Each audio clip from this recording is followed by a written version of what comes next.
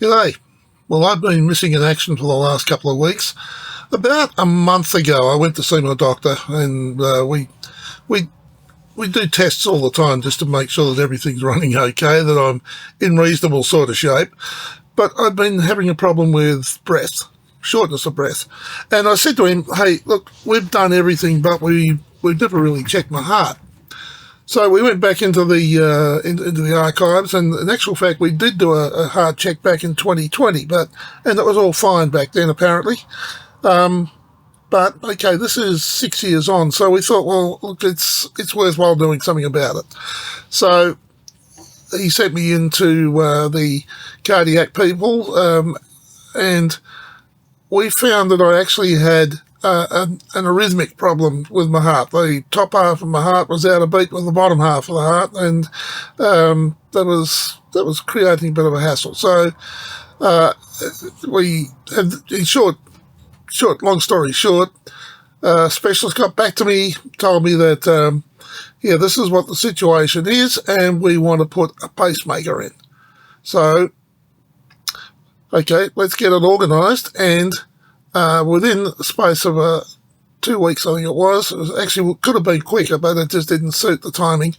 So within a couple of weeks, I was in to have this heart pacemaker put into my heart.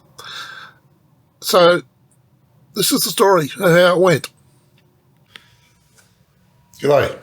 Tuesday night. It's the 20th of January, 26. And I'm at the Mount Hospital in Perth. I'm in for a procedure tomorrow where I'm having a pacemaker fitted. For motoring enthusiasts, it's basically a harmonic balancer for the heart. And got here about 3 o'clock, and they gave me a room and filled in a whole heap of paperwork.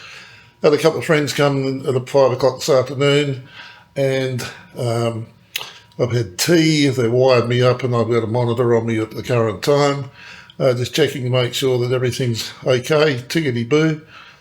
Tomorrow morning, we'll be sort of getting prepped and that sort of thing. Have the op tomorrow at 2:30, and all being equal, have a decent dinner tomorrow night, because they're going to starve me between now and then. Mind you, they fed me a bloody good nosh up this evening, that's for sure. So, see you tomorrow.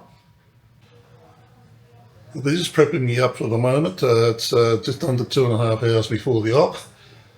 So, see how we feel in about probably 4 hours' time, whatever, once it's all over and done with.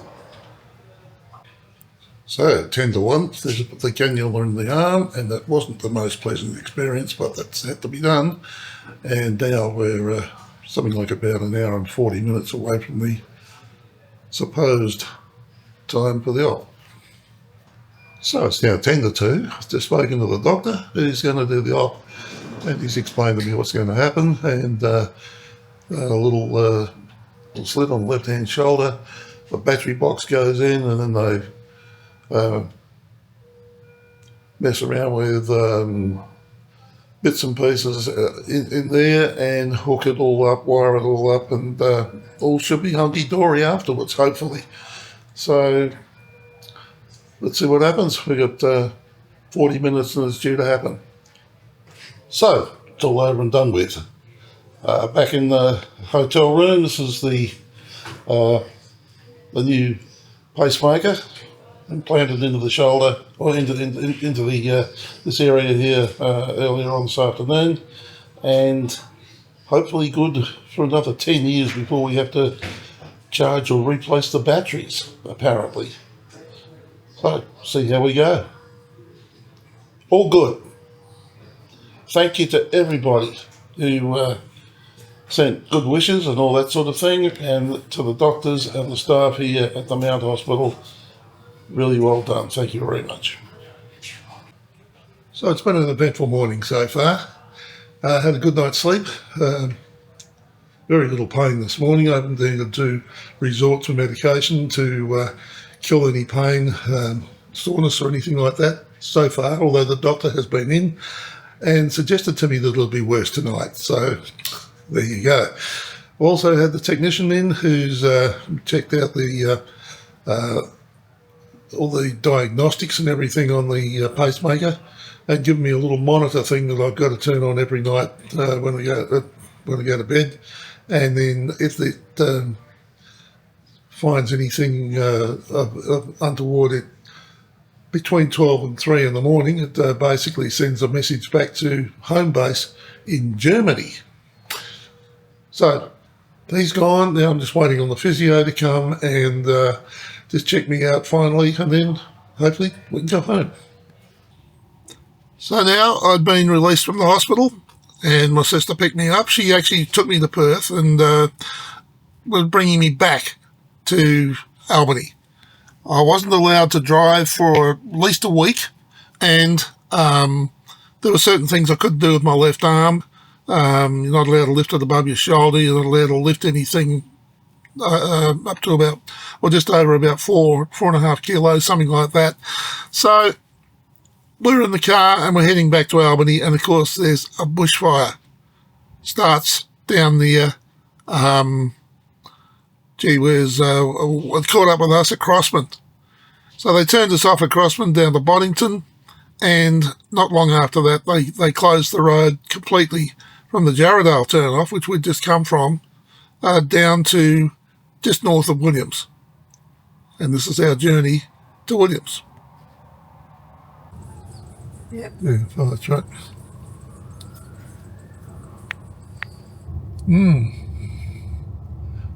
So obviously the fire's jumped the road down here.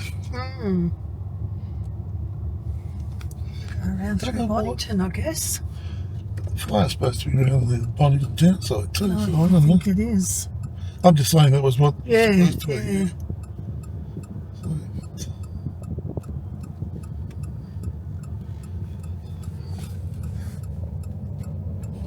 Oh, well, nothing like the scenic ride home. Yeah. You wouldn't have roof ripped off like that, would you? No, hardly anyone else got off the road. +61 444 444 444 said this is an emergency message from DFES. Oh. There is a bushfire emergency warning in place for people travelling along Albany Highway between Crossman Road and Wilkie Road in Crossman in the Shire of Boddington. You're in danger and need to act immediately to survive. If the way is clear, leave now for a safer place. This may be with family or friends away from the area. The bushfire is threatening homes in the area. Drive carefully and turn your headlights on. For more information, visit link to emergency.wa.gov.au, call 13 DFES 1333 37, or listen to local Abekos radio. No, thanks.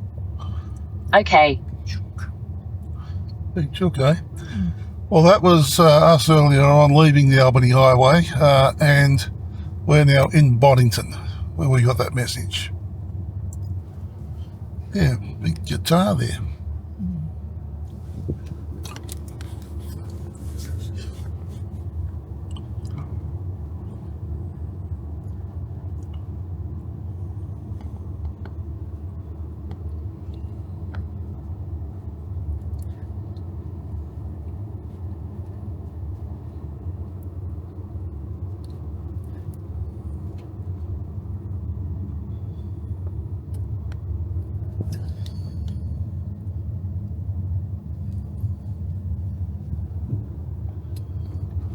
Got to come around another look at this place one day. I was thinking that too.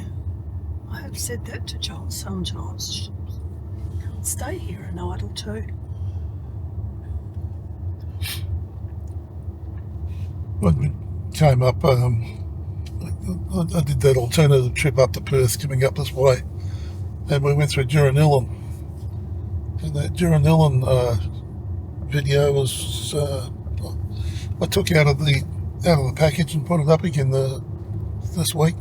I don't know where it came from, but all of a sudden it was about 760 views of the helicopter thing. Oh God, it's a bit old. A bit worn out.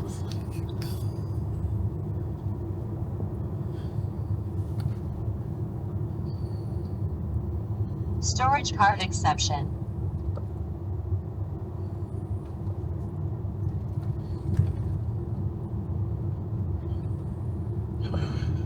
Filling up their tank in case they need to use it for firefighting.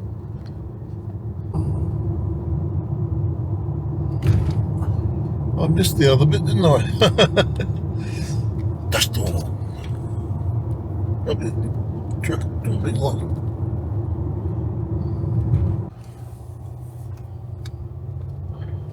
I'm not on the ball here at the moment, am I? I'm so bloody far behind what I'm doing. That's where we've just come from. It's looking back towards Mount Saddleback. And we're now heading in towards Quindanning.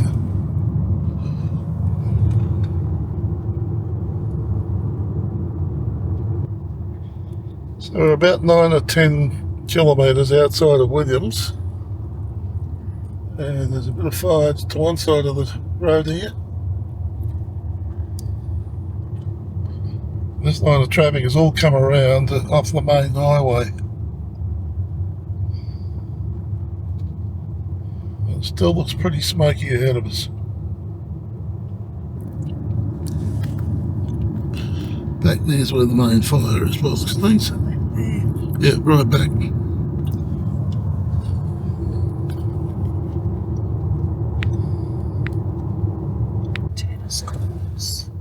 So the line of traffic is pulling into Williams.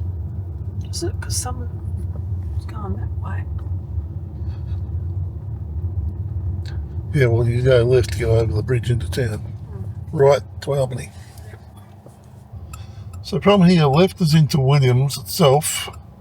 And then just a few kilometres up the road is where the road is shut off because of the fire, which is it's a red fire zone on the fire map. So I don't think too many people will be going that way. We're turning right, which takes us on to Albany.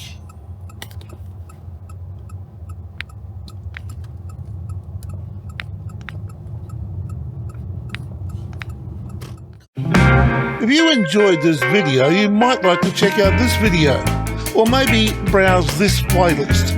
There are now over 800 videos just like these on this channel. Subscribe and hit the notification bell, and we'll let you know when the next video is available. If you like this video, hit the like button, comment, and feel free to share with your friends. Thanks for watching.